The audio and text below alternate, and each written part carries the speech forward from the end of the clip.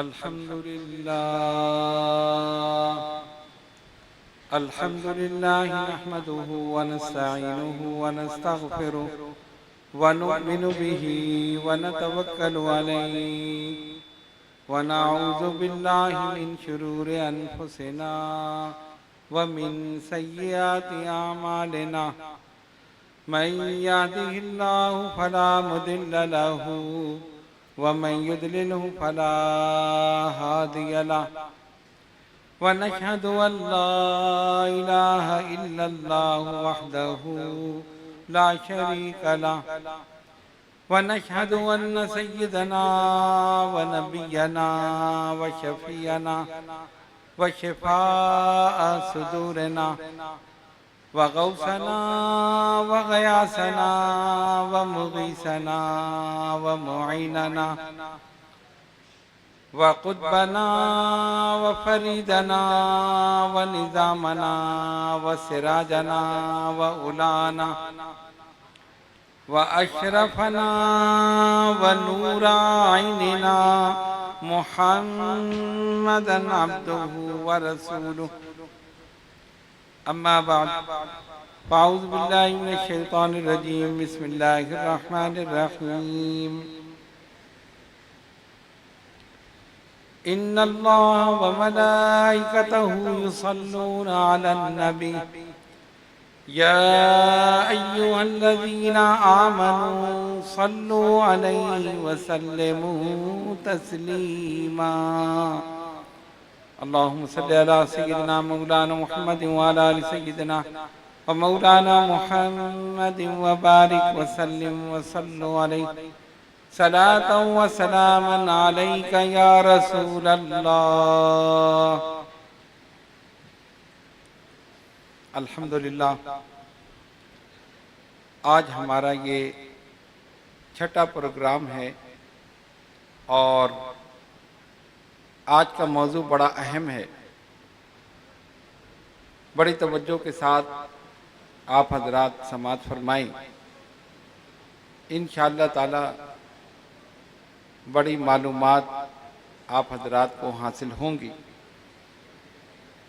मौजू तो बहुत वसी है और एक नशिस्त में इसका बयान करना मुश्किल है, लेकिन हमने कोशिश की है कि ख़ास चीज़ें आपके सामने बयान कर दी जाएं, वरना ये इतना वसी मौजू है कि 2 या 3 नशिस्तें इसके लिए होनी चाहिए। बहरहाल अल्लाह तबारक व तआला वक्त में बरकत अता फरमाएगा और इंशाअल्लाह ताला हम इसको आपके सामने बयान करेंगे। मौजू है अक़ीदा आखिरत और अलामात क़यामत। नबी पाक अलैहिस्सलातु वस्सलाम ने क़यामत तक होने वाले तमाम हालात बयान फरमा दिए। सही अहादीस मौजूद हैं जिनमें आका अलैहिस्सलातु वस्सलाम ने अपने दौर के, बाद वाले दौर के, उसके बाद के दौर के, यहाँ तक के क़यामत तक जो जो कुछ होने वाला है वो सब सरकार दो आलम अलैहिस्सलातु वस्सलाम ने बयान फरमा दिया। और हमारा ये ईमान है, यकीन कामिल है कि जो जो निशानियाँ, अलामात क़यामत की नबी पाक अलैहिस्सलातु वस्सलाम ने बयान फरमाई वो हर्फ बहर्फ दुरुस्त साबित हुई हैं और हो रही हैं और आइंदा भी होंगी, क्योंकि बहुत सी निशानियाँ ऐसी हैं जो कि साबित हो चुकी हैं और कुछ वो हैं कि जो अभी इस दौर में, मौजूदा दौर में हो रही हैं और जो बाकी हैं वो आगे चलकर ज़हूर पजीर होंगी, क्योंकि सच्चे नबी की ज़बान मुबारक से निकला हुआ हर लफ्ज़ सच्चा है।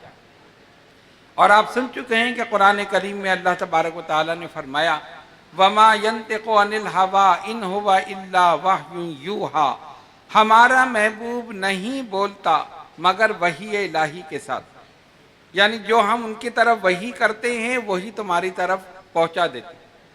तो उनका बोलना भी वही के ताबे है, और जब उनका बोलना ही वही के ताबे है तो उनकी ज़बान मुबारक से जो कुछ निकलेगा वो हक होगा, और जो हक होगा वही उनकी ज़बान मुबारक से निकलेगा। अब आइए, हम मुसलमानों का इस बात पर यकीन है, ईमान है कि क़यामत कायम होगी। यकीन है या नहीं? होगी। ये दुनिया आर्जी है, फानी है, ख़त्म होने वाली। कुरान करीम में अल्लाह तबारक व तआला ने वजाहत के साथ बयान फरमा दिया, और नबी पाक अलैहिस्सलातु वस्सलाम ने क़यामत की अलामात, उसकी निशानियां बयान फरमा दी। और हमारा ईमान है कि जैसे जैसे वो निशानियां जाहिर होती रहेंगी, जब ये सारी निशानियां मुकम्मल हो जाएंगी, क़यामत नाजिल हो जाएगी। सरकार ने फरमाया, कसरत से इबादत करने वाले मुनाफिकीन होंगे। एक अलामत ये है, कसरत से इबादत करने वाले मुनाफिकीन होंगे। यानी मुनाफिक सिर्फ वही नहीं होंगे कि जो इबादत ना करते हों, वो इबादत भी करेंगे मगर उनकी इबादत कबूल नहीं होगी। उनके दिलों में इखलास नहीं बल्कि निफाक होगा। चुनाचे हजरत अबू सईद खुदरी रदी अल्लाह ताला अन्हु रिवायत करते हैं कि नबी पाक अलैहिस्सलातु वस्सलाम माले गनीमत तकसीम फरमा रहे थे। माले गनीमत आप समझते हैं ना, जब जंग होती है और मुसलमानों को फतह हासिल हो तो कुफ्फार जो माल छोड़कर जाते हैं उसे माले गनीमत कहा जाता है, और उसका हुक्म यह है कि वो तमाम मुसलमानों में बराबर बराबर तकसीम कर दिया जाए। यानी ऐसा ना हो कि किसी को ज़्यादा मिले किसी को कम मिले, सब में इंसाफ के साथ तकसीम कर दिया जाए। तो हज़रत अबू सईद खुदरी रदी अल्लाह ताला अन्हु फरमाते हैं कि हुजूर अकरम सल्लल्लाहु अलैहि वसल्लम माले गनीमत तकसीम फरमा रहे थे। बनु तमीम का एक शख्स आया और उसने आकर कहा, या रसूल अल्लाह सल्लल्लाहु अलैहि वसल्लम, माले गनीमत तकसीम करने में इंसाफ फरमाइए। माले गनीमत तकसीम करने में इंसाफ फरमाइए। आप सल्लल्लाहु अलैहि वसल्लम ने फरमाया, अगर मैं इंसाफ नहीं करूंगा तो फिर कौन इंसाफ करेगा? भाई मैं तो इंसाफ का हुक्म दे रहा हूं और मैं तो इंसाफ की तलकीन कर रहा हूं, जब मैं ही नहीं करूंगा तो कौन करेगा? अब ये तो सरकार की शान में गुस्ताखी थी ना कि हुजूर से कहा जाए कि आप इंसाफ कीजिए, माज़अल्लाह। अरे ये तो उससे कहा जाए जो इंसाफ ना कर रहा हो, जो इंसाफ लेकर आए, जो इंसाफ का हुक्म दे रहे हैं, जो इंसाफ की तलकीन कर रहे हैं, वो खुद इंसाफ नहीं करेंगे, माज़अल्लाह। तो जब उसने ये जुर्रत की और गुस्ताखी की तो हज़रत अबू सईद खुदरी रदी अल्लाह ताला अन्हु फरमाते हैं, सैयदना फारूक आज़म रदी अल्लाह ताला अन्हु वहाँ बैठे थे। उन्होंने देखा, गज़बनाक हुए, गुस्सा आया कि इसने आका की बारगाह में इतनी बड़ी बात कह दी, गुस्ताखी कर दी। फौरन तलवार निकाली, या रसूल अल्लाह सल्लल्लाहु अलैहि वसल्लम, हुक्म दीजिए मैं इसकी गर्दन उड़ा दूं। सरकार ने फरमाया, उमर ठहरो, ठहर जाओ, इसको छोड़ दो। उन्होंने छोड़ दिया, वो शख्स चला गया। फरमाते हैं कि जब वो चला गया तो हुजूर अलैहिस्सलातु वस्सलाम ने फरमाया, इसे जाने दो, इसके साथी ऐसे लोग होंगे जो कसरत से नमाजें पढ़ेंगे, रोजे रखेंगे, यहाँ तक कि तुम अपनी नमाजों को उनके मुकाबले में हकीर समझोगे। वो कुरान पढ़ेंगे मगर कुरान उनके हलक से नीचे नहीं उतरेगा, और वो दीन से ऐसे निकल जाएंगे जैसे तीर कमान से। गौर कीजिए, अमल तो यह है कि नमाजें पढ़ रहे हैं, रोजे रख रहे हैं, और सरकार फरमा रहे हैं कि तुम अपनी इबादत को उनके सामने हकीर समझोगे। ये तो बड़ा नमाजी है, ये तो बड़े आराम आराम से ठहरा ठहरा कर नमाज पढ़ता है, ये तो बड़ी पाबंदी करता है, ये तो रोजे रखता है, ये तो कुरान पढ़ता है। नहीं, फरमाया वो कुरान पढ़ेंगे, कुरान उनके हलक से नीचे नहीं उतरेगा, और वो दीन से ऐसे निकल जाएंगे जैसे तीर कमान से। तीर कमान होता है ना, जब छोड़ा जाता है तेजी के साथ निकल जाता है, फरमाया दीन से वो ऐसे निकल जाएंगे। यही निशानी है उन लोगों की जिनके दिल में हुब्बे रसूल नहीं, जिनके दिल में ताज़ीम रसूल नहीं, जिनके दिल में एहतराम रसूल नहीं, जिनके दिल में मोहब्बत रसूल नहीं। वो कितनी नमाजें पढ़ लें, कितने रोजे रख ले, कितने ही सजदे कर लें, कितना ही कुरान पढ़ लें, जब तक रसूल की ताज़ीम, रसूल का अदब, रसूल का एहतराम, रसूल की मोहब्बत दिल में नहीं होगी, कोई अमल कबूल नहीं हो। इसीलिए सरकार ने फरमाया दीन से ऐसे निकल जाएंगे जैसे तीर कमान से। ये भी एक निशानी है क़यामत की। फरमाया वो कसरत से इबादत करने वाले होंगे लेकिन मुनाफिक होंगे। मुनाफिक जानते हैं ना, दिल में कुछ हो जबान पे कुछ हो। सरकार के जमाने में भी मुनाफिकीन थे, और वो क्या करते थे कि हुजूर अलैहिस्सलाम के पीछे नमाज पढ़ते थे। गौर करो, नबी के पीछे नमाज पढ़ रहे हैं और दिल में निफाक। इधर नमाज पढ़ी, उधर काफिरों के पास गए और जाके कहते हम तो तुम्हारे साथ हैं, और मुसलमानों के पास आए तो कहते हम तुम्हारे साथ हैं, और काफिरों के पास जाके कहते हैं देखो मोहम्मद सल्लल्लाहु अलैहि वसल्लम कहते मैं जानता हूं, उनके सहाबा कहते हैं कि जानते हैं, हमें तो ये पहचानते ही नहीं, हम तो इनके साथ नहीं, हम तो तुम्हारे साथ हैं। और देखो उनको पता भी नहीं, अपने दिल में ये सोच रहे हैं कि हमने तो इनको माज़अल्लाह सुम्मा माज़अल्लाह बेवकूफ़ बना दिया, कि ये समझ रहे हैं कि हमारे साथ और हम इनके साथ नहीं, हम तुम्हारे साथ। बस एक दिन मेरे आका को जलाल आ गया। हुजूर अलैहिस्सलातु वस्सलाम अपने मिंबर पर रौनक अफरोज हुए, फरमाया सलूनी फला तसलूनी, पूछो मुझसे सवाल करो, जो भी सवाल करोगे आज मैं एक एक सवाल का जवाब दूंगा। तो मेरे इनके बारे में इतराज करते हो कि मैं नहीं जानता, खुदा की कसम मैं अपने मिंबर से नीचे नहीं उतरूंगा जब तक कि एक एक सवाल का जवाब नहीं देते।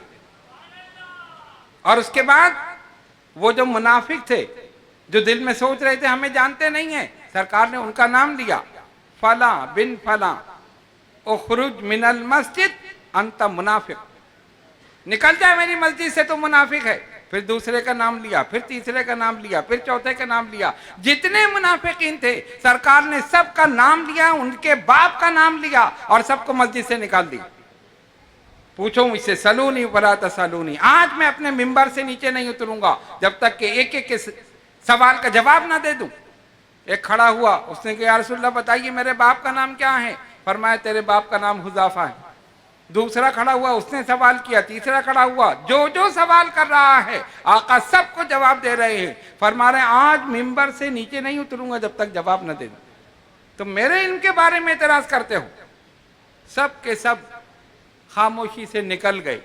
तो वो कौन थे? मुनाफिक।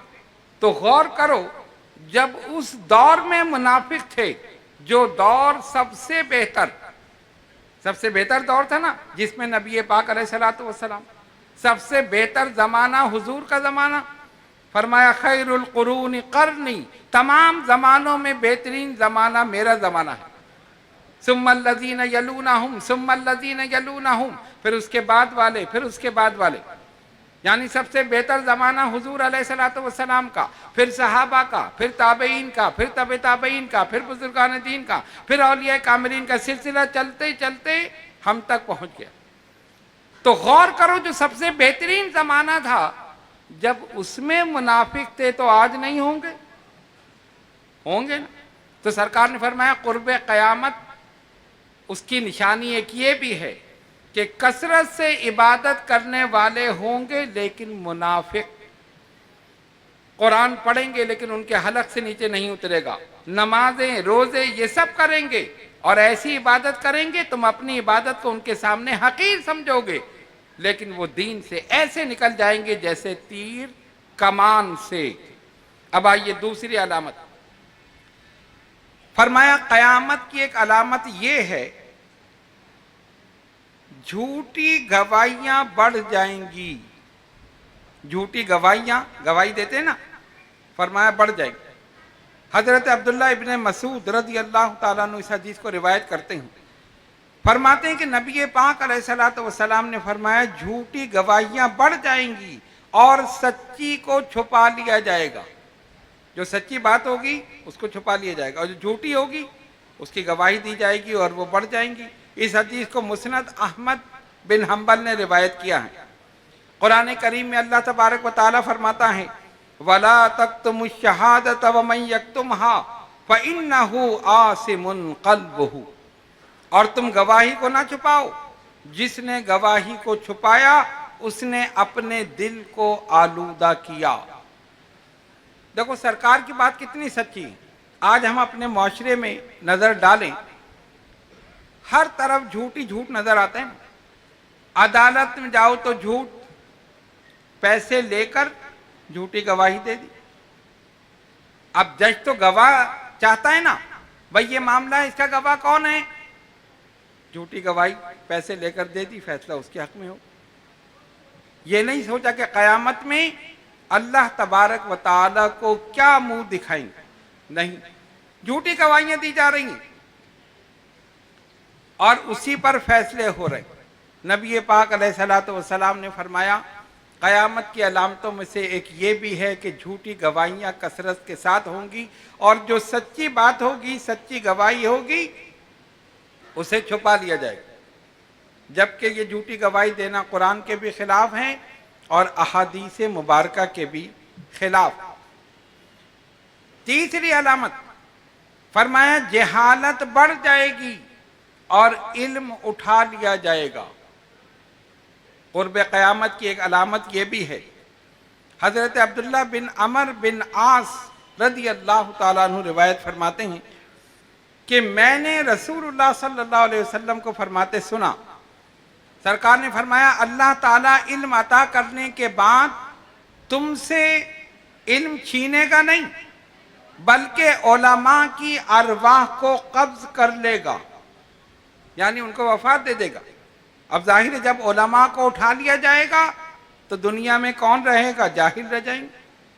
फरमाया वो जाहिल रह जाएंगे जो बगैर इल्म के फतवा देंगे, वो खुद भी गुमराह होंगे और दूसरों को भी गुमराह कर देंगे। बात समझ रहे हो? जब उलमा उठ जाएंगे, जोहला रह जाएंगे, फरमाया वो जाहिल बगैर इल्म के फतवा देंगे, खुद भी गुमराह होंगे और लोगों को भी गुमराह करेंगे। अब आज आप देख लें अपने माशरे में क्या हो रहा। पहले ये होता था, इल्म की बात वो करता था जो आलिम हो, ठीक है ना, मसले वो बताता था जो आलिम हो, फतवा वो देता था जो आलिम हो, जिसने पूरा दर्स निज़ामी मुकम्मल किया हो, कुरान पर हदीस पर उसको मुकम्मल उबूर हो, तब जाकर वो फतवा देता, तब जाकर वो दीन की बात करता था। और आज एक इंजीनियर है वो इनकी बातें कर रहा है, एक प्लम्बर है तो वो इनकी बातें कर रहा है, एक मैकेनिक है तो वो इनकी बातें कर रहा है, एक दुनियादार है तो वो इनकी बातें कर रहा है, और सिर्फ बातें नहीं, फतवे भी दे रहे हैं। सरकार ने फरमाया ये खुद भी गुमराह होंगे, दूसरों को भी गुमराह करेंगे। हकीकत हाल देख लें आप, सोशल मीडिया पे क्या हो रहा है। एक इंजीनियर है जो दीन की दाल से भी वाकिफ नहीं, लेकिन वो फतवे भी दे रहा है, वो फितने भी पैदा कर रहा है और उसकी तकरीर सुनकर लोग गुमराह हो रहे हैं। सरकार की बात पूरी हो गई, ये खुद भी गुमराह होंगे, दूसरों को भी गुमराह करेंगे। तो इसका बेहतरीन हल ये है, सिर्फ उलमा की तकारीर सुने। किसी इंजीनियर, प्लम्बर, इलेक्ट्रिशियन और ये मैकेनिक जितने भी हैं ना, इन सबको एक तरफ डाल दो। जिसने बाकायदा इल्म हासिल किया हो, जो मुस्तनद आलिम हो, जो मुस्तनद मुफ्ती हो, उससे फतवा लो, जो मुस्तनद आलिम हो उससे मसला पूछो। वरना नबी पाक अलैहिस्सलातु वस्सलाम ने फरमा दिया ये खुद भी गुमराह होंगे और दूसरों को भी गुमराह करेंगे। चौथी अलामत सरकार ने फरमाया, नंगे पांव रहने वाले चरवाहे ऊंची ऊंची इमारतें तामीर करेंगे। देखो कुर्बान जाओ नबी पाक अलैहिस्सलातु वस्सलाम के जो जो लफ्ज इरशाद फरमाया, जो भी लफ्ज ज़बान रिसालत से निकला, बिल्कुल हक और बिल्कुल सच। नंगे पांव रहने वाले चरवाहे, हजरत अबू हुरैरा रज़ी अल्लाह ताला अन्हु रिवायत करते हैं कि हजरत जिब्रील अलैहिस्सलाम ने आप सल्लल्लाहु अलैहि वसल्लम से क़यामत के बारे में सवाल किया। किसने? हजरत जिब्रील ने। हुजूर अलैहिस्सलातु वस्सलाम ने फरमाया क़यामत की कुछ अलामात आपने इरशाद फरमाई, और उनमें से एक ये भी थी कि जब बकरियों को चराने वाले बड़ी बड़ी इमारतें तामीर करेंगे और उस पर तकब्बुर भी करेंगे, गुरूर भी करेंगे। चरवाहे, अब आप जरा सा गौर करें, अरब का जायजा लें, ये कौन थे? ये सारे बद्दू थे, ये बकरियां चराने वाले थे, ये ऊंट चराने वाले थे। आज एक से एक बढ़कर इमारत तामीर हो रही, और इमारतों की बुलंदी में, उसकी खूबसूरती में एक दूसरे से मुकाबला हो रहा है। लाखों, अरबों, करोड़ों रुपया, खरबों रुपया उस पर जाया हो रहा है। इसकी इमारत, इसने ये बुर्ज बनाया तो मैं इससे ऊंचा बनाऊं, इसने बनाया तो मैं इससे ऊंचा बनाऊं। क्या उसमें कितने भी पैसे खर्च हों, करोड़ों रियाल खर्च हो, लेकिन मेरी इमारत इससे ऊपर हो, मेरा मीनार इससे बुलंद हो, मेरा बुर्ज इससे बुलंद हो, इस तरफ लगे हुए हैं। और उधर इथोपिया में कहत साली हो रही है, कहीं मुसलमान बच्चे, औरतें भूख प्यास से मर रहे हैं, और ये अपनी अय्याशी में लगे हुए हैं, ये अपनी इमारतें ऊंची करने में लगे हुए हैं, और उस पर फख्र भी कर रहे हैं, उस पर गुरूर भी कर रहे हैं। इनको पता नहीं कि फ़लस्तीन में क्या हो रहा, इनको पता नहीं कि शाम में क्या हो रहा, इनको पता नहीं कि कश्मीर में क्या हो रहा, इनको पता नहीं कि इथोपिया में क्या हो रहा है, कि जहां पर एक रोटी मिलती है तो लोग दौड़ते हैं किसी तरह एक लुकमा हमें मिल जाए, और ये ऊंची ऊंची इमारतें तामीर कर रही हैं। और थे कौन? बकरियां चराने वाले, नंगे पैर फिरने वाले। आज उनके पास इतनी दौलत है तो जाहिर है उसके अहल नहीं थे, लेकिन वो चीज मिल गई। अगर यही दौलत मुसलमानों पर खर्च की जाती, अगर यही दौलत मजलूम मुसलमानों पर खर्च की जाती, तो फिर ये कैफियत नहीं होती जो आज है। ये इसी वजह से है कि नाअहल लोगों के पास दौलत पहुंच गई, जो बकरियां चराने वाले थे, जो नंगे पैर फिरने वाले थे, जो झोपड़ियों में रहने वाले थे, आज महलों में रह रहे, एक से एक बुर्ज बना रहे हैं। उनको ना इस्लाम का कोई ख्याल है, ना मुसलमानों का कोई ख्याल है, ना नबी की मोहब्बत उनके दिल में है, ना नबी की ताज़ीम उनके दिल में है। सिर्फ दौलत उनका ईमान है, दौलत मिल जाए, अय्याशी करे और जिंदगी गुजारे। दौलत फी नफ्से ही बुरी चीज नहीं है, दौलत हमें भी चाहिए, दौलत उनको भी चाहिए, लेकिन इस्लाम ने दौलत का तरीका बता दिया कि इसका हुसूल सही हो और इसका खर्च सही हो, तो इससे बेहतर कोई चीज नहीं। बात समझ रहे हो? इसका हुसूल सही हो, यानी आप पैसा किस तरह कमा रहे हैं। अगर हक हलाल का पैसा है तो हलाल रोजी कमाना भी इबादत है, और उसका खर्च सही हो। आप ज़कात भी दे रहे हैं, आप मिस्कीनों यतीमों पर भी खर्च कर रहे हैं, आप अपने अहलो अयाल पर भी खर्च कर रहे हैं, आप अपने अजीज और रिश्तेदारों पर भी खर्च कर रहे हैं। हुसूल सही हो और खर्च सही हो, इससे बेहतर कोई चीज नहीं।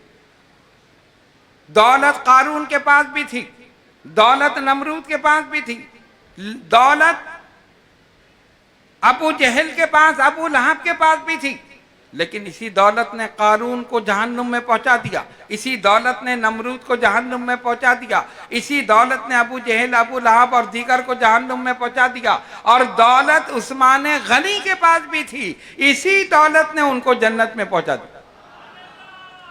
3 मरतबा हजरत उस्मान गनी रदी अल्लाह ताला अन्हु ने सरकार से जन्नत खरीदी। कौन है जो ये किताया राजी खरीद कर हमारी मस्जिद में शामिल करता है और हमसे इसके बदले जन्नत लेता है? उस्मान गनी खड़े हुए, या रसूलल्लाह मैं करता हूँ। उन्होंने कर दिया, हुजूर ने जन्नत की बशारत दे दी। कौन है ये कुआं मुसलमानों के लिए खरीद कर वफ करता है, इसके बदले जन्नत लेता है? इन्होंने कर दिया, हुजूर से जन्नत ले ली। इसी तरह जंगे तबूक के मौके पर माल खर्च किया, 300 ऊंट बमे साजो सामान के हुजूर की बारगाह में पेश किए, हुजूर ने जन्नत की बशारत दे दी। ए अल्लाह, मैं उस्मान से राजी हूं, तू भी उस्मान से राजी हो जा। तो दौलत फी नफ्से ही गलत नहीं है, इसका हुसूल सही हो और इसका खर्च सही। तो नंगे पांव रहने वाले चरवाहे ऊंची ऊंची इमारतें तामीर करेंगे, बात सही है या नहीं? मेरे रसूल की जबान से निकली हुई हर बात दुरुस्त। अब आइए आगे चले। 5वीं अलामत हुजूर अलैहिस्सलातु वस्सलाम की ज़बान मुबारक से लोग कुफ्फार की मुशाबहत इख्तियार करेंगे और ये मुशाबहत इख्तियार करने में फख्र महसूस करेंगे। बात समझ में आ रही है? देखो, इस्लाम एक मुकम्मल दीन है।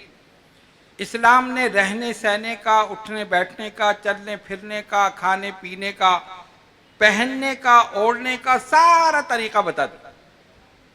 कोई एक चीज इस्लाम ने नहीं छोड़ी। कामिल दीन, अकमल दीन। किस तरह बैठना है, किस तरह उठना है, किस तरह चलना है, किस तरह फिरना है, कैसा लिबास पहनना है, इस्लामी शाइर। लेकिन आज मुसलमान गैरों का लिबास पहनने में फख्र महसूस कर रहा। यही क़यामत की अलामत है। और हुजूर अलैहिस्सलातु वस्सलाम ने फरमाया, वमन तशब्बह कौमिन फहुवा मिनहुम, जो जिस कौम की शबाहत इख्तियार करे वो उन्हीं में से है, वो उन्हीं में से है। लड़कियां बाल कटवा रही, लड़के बाल बढ़ा रहे, उल्टी बात हो। औरतें मर्दाना लिबास पहन रही हैं, मर्द औरतों जैसे लिबास पहन रही हैं। क्या हुआ? कुर्बे क़यामत। किसी के बाल इतने बड़े हैं कि शक्ल नजर ही नहीं आ रही। बाल हटा के देखना पड़ता है कि ये है कौन। और अगर जा रहा हो तो पीछे से पता नहीं कि जा रहा है या जा रही है, पता ही नहीं चलता। अरे सरकार दो आलम अलैहिस्सलातु वस्सलाम ने बाल रखने का भी बताया ना, कानों तक, कानों की लौ तक और शानों तक। शानों तक जुल्फे हो जाएंगी, कानों की लौ तक पट्टे बाल हो जाएंगे, उससे ऊपर छोटे हो जाएंगे। नहीं, बढ़ाएंगे तो इतने बढ़ाएंगे बेतहाशा। और अगर कम किए, अजीब अजीब डिजाइन। किसी के यहां से बाल गायब है तो किसी के यहां से गायब। ऐसा लगता है ऊपर प्याला रख के चारों तरफ से साफ कर दिया है ना। आप लोग खुद देखते रहते। क्या है भाई? ये फौजी कट है। अच्छा, ये फौजी कट है, ठीक है भाई, फौजी कट हो। किसी ने बीच में से कटवा लिया तो किसी ने साइड में से कटवा लिया, कोई तुक ही नहीं। फैशन चल रहा है। इस्लाम का तरीका इख्तियार कीजिए। पहले किसी का कपड़ा फटता था तो वो ऐब महसूस होता था ना। आपने कहा, अरे मेरे कपड़ा फट गया, मैं इसको सी लूं, बाहर निकलूंगा, लोग देखेंगे इनकी शलवार फटी है, इनका पजामा फटा है। और अब क्या फैशन है? जीन्स की पैंट पहनो तो घुटने पे से फाड़ दो।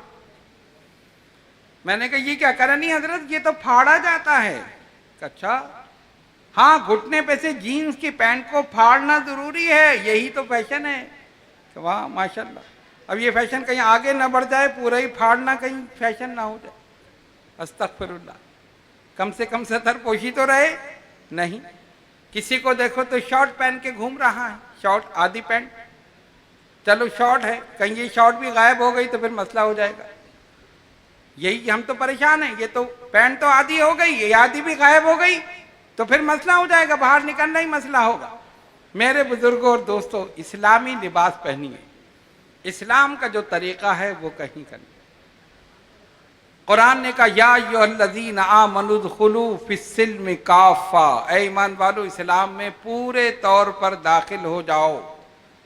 सिर्फ इतनी सी बात अपने ज़हन में रखें, हुजूर अलैहिस्सलातु वस्सलाम ने क्या पसंद किया, बस जो उनको पसंद है वही हमें पसंद है। क्या जमाने को पसंद हो या नहीं। औरतें आ रही है तो उनके नाखून बड़े हुए, इतने बड़े बड़े नाखून, कमाल। खाते कैसे हैं, वॉशरूम कैसे जाते हैं, वुजू कैसे करते हैं, फैशन है। नाखून बढ़ा दिए, उस पर नील पॉलिश लगा दी, अजीब अजीब फैशन है। कोई तकलीफ नहीं है। वो नाखून अगर कहीं टकरा जाए तो उंगली जख्मी नहीं होगी, या किसी के लग जाए तब। फैशन है बस। सिर्फ एक बात याद रखें, तमाम मर्द औरत, जो भी फैशन आ जाए, सबसे पहले ये देख लो हमारे आका सल्लल्लाहु अलैहि वसल्लम का हुक्म क्या है। अगर वो फैशन हुक्म के खिलाफ है तो उस पर लानत है, और अगर हुक्म उसकी इजाजत देता है तो फिर कर लो।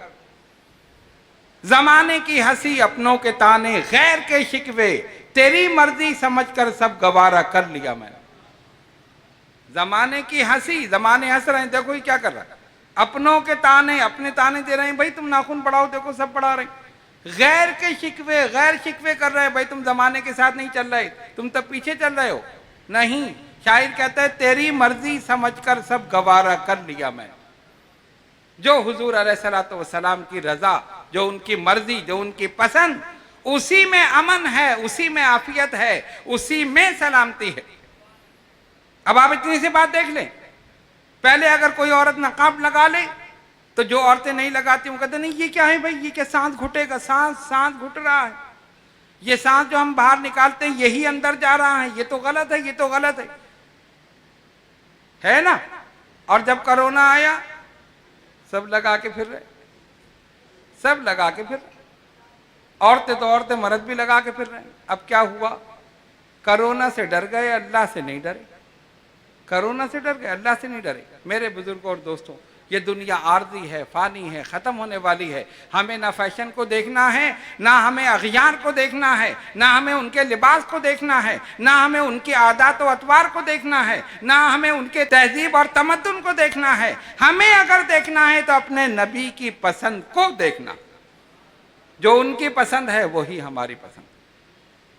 तो नबी पाक अलैहिस्सलातु वस्सलाम ने फरमाया, लोग कुफ्फार की मुशाबहत इख्तियार करेंगे और उसमें फख्र महसूस करेंगे, उसमें फख्र महसूस करेंगे। हजरत अबू सईद खुदरी रज़ी अल्लाह ताला अन्हु फरमाते हैं, सरकार दो आलम अलैहिस्सलातु वस्सलाम ने फरमाया, यकीनन तुम लोग अपने से पहलों की इत्तिबा बालिश ब बालिश करोगे, यानी ऐसी इत्तिबा करोगे जैसे एक बालिश फिर दूसरा बालिश, जर्रा बजर्रा इत्तिबा करोगे, और जिस कदर वो बढ़ते थे तुम भी उसी कदर बढ़ोगे, हत्ता कि अगर वो गोह के सुराख में दाखिल हुए थे तो तुम भी दाखिल हो जाओ। यानी तुम्हारी कैफियत ये हो जाएगी कि जो पहले लोग गुजर चुके हैं ना, पहली कौमें, तुम उनके आदात अतवार तरीके इस तरह करोगे कि बिल्कुल उसी तरह हो जाओ।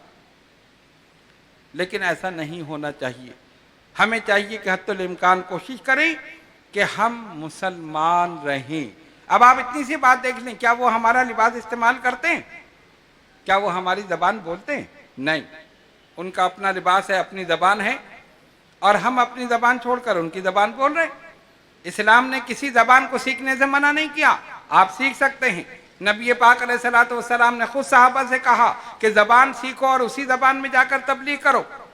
सीखना कोई वो नहीं है, लेकिन सीख कर उनके तहजीब को अपनाना, उनके तमद्दुन को अपनाना, उनके तरीक़े को अपनाना, उनके लिबास को अपनाना, ये मुसलमानों का काम नहीं है। छठी अलामत, सरकार ने फरमाया झूठ की कसरत हो जाएगी। ये तो एक आम बात है और आप सब इसकी गवाही देंगे। झूठ की कसरत है या नहीं है? झूठ की कसरत है ना। इतनी कसरत है कि हम झूठ बोलते हैं, झूठ देखते हैं, झूठ सुनते हैं, झूठ लिखने वालों को अवार्ड भी देते हैं। झूठ बोलते हैं ना खुद, झूठ देखते हैं। टीवी में जो आप देख रहे हैं क्या है, ये सच्चा है या झूठा? ड्रामा जो है या फिल्म है, इसमें अगर कोई मर गया तो क्या हकीकत में मर गया? बोलिए, अगर मर जाता तो ये सारे अदाकार खत्म हो जाते। वही फिर दूसरे ड्रामे में मौजूद, वही तीसरे में मरा नहीं ना, झूठ है। हम झूठ देख रहे हैं, झूठ सुन रहे हैं, झूठ बोल रहे हैं, और झूठ लिखने वालों को अवार्ड भी दे रहे हैं। पीटीवी अवार्ड की तकरीब हो रही है, जी फलां साहब हैं ड्रामा निगार, इनको अवार्ड दो, इन्होंने फिल्म लिखी, इनको अवार्ड दो। वालफाज दीकर ये बहुत बड़े झूठे हैं, बहुत अच्छा झूठा लिखा है, इनको अवार्ड दे दो। ये है दुनिया का काम।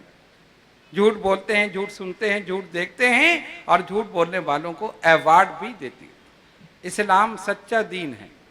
इस्लाम कहता है झूठ ना बोलो। मेरे आका की पहली तालीम, अभी आपने ऐलान नबुव्वत नहीं फरमाया, उससे पहले ही लोग आपको सादिक और अमीन कह रहे हैं। देखो, अभी ऐलान नबुव्वत नहीं फरमाया, ये नहीं फरमाया मैं अल्लाह का नबी हूं, इस्लाम का ऐलान नहीं फरमाया।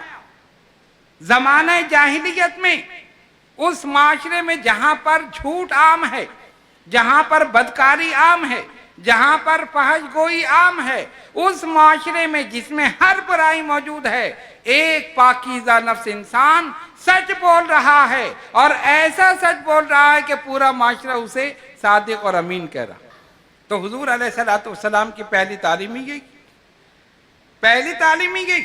और आप देखें कि जो सच बोलता है ना, अगर वो इत्तेफाक से कभी ऐसे मजाक में कोई बात कह दे तो लोग कहेंगे सच है, इसलिए कि उसने झूठ नहीं बोला ना। और जो कसरत से झूठ बोलता है, अगर कभी इत्तेफाक से उसको ख्याल आ जाए कि मैं सच बोल दूं, लोग नहीं मानेंगे, अरे ये तो झूठा, ये तो पक्का झूठा आदमी, इसकी बात पे यकीन ना करो। हाँ, अगर कोई और आके कह दे कि नहीं नहीं बात सही है, फिर कहेंगे अच्छा हाँ ठीक है, ठीक होता है ना। तो हुजूर अलैहिस्सलातु वस्सलाम बचपन से सच बोलते रहे। पूरे अरब में, मक्के में मशहूर था कि मोहम्मद सल्लल्लाहु अलैहि वसल्लम सादिक हैं, अमीन हैं, अमानतदार हैं। इसलिए आप जब कोई सफा पर खड़े हुए और पूछा कि अगर मैं तुमसे कहूं कि एक लश्कर जर्रार इधर खड़ा है जो तुम पे हमला करने वाला है, क्या तुम मेरी बात मान लोगे? वो जितने भी थे सब ने एक ज़बान होकर कहा यकीनन मान लेंगे, इसलिए कि आपने कभी झूठ नहीं बोला, आपने हमेशा सच बोला। हमने लश्कर को नहीं देखा मगर मान लेंगे, सिर्फ आपके कहने से बिन देखे लश्कर को मान लेंगे। सरकार ने फरमाया जब मेरे कहने से बिन देखे लश्कर को मान रहे हो तो मेरे ही कहने से बिन देखे खुदा को भी मान लो। तुमने लश्कर को नहीं देखा ना, मेरे कहने से मान रहे हो, तो खुदा को नहीं देखा, मेरे कहने से मान। अल्लाह एक है, उसका कोई शरीक नहीं, और मैं मोहम्मद सल्लल्लाहु अलैहि वसल्लम उसका सच्चा रसूल। अब आप ये देखें, ये सोशल मीडिया जब से शुरू हुआ है तो झूठ की मजीद कसरत हो गई। पहले तो सिर्फ अखबार झूठ बोलते थे, एक खबर आई दूसरे दिन तरदीद हो गई, नहीं जी खबर गलत है, कल ये नहीं था, आज ये था, वो था, ठीक है ना। फिर रेडियो आया, उसने झूठ बोलना शुरू किया। फिर टीवी आया, उसने झूठ दिखाना शुरू किया, सिर्फ बोलना नहीं, दिखाना भी। अब ये सोशल मीडिया, हर एक के पास मोबाइल मौजूद है, एक बात कहीं से सुनी फट से उसको फटाफट आगे सेंड कर दो भाई। ना उसकी तस्दीक करनी है, ना कोई तहकीक करनी है, बात आगे बढ़ा। पता चला 2 आदमी मर गए, उसने आगे बढ़ाया 4 मर गए, उसने बढ़ाया 5 मर गए, उसने कहा 10 मर गए, होते होते 100 आदमी हो गए।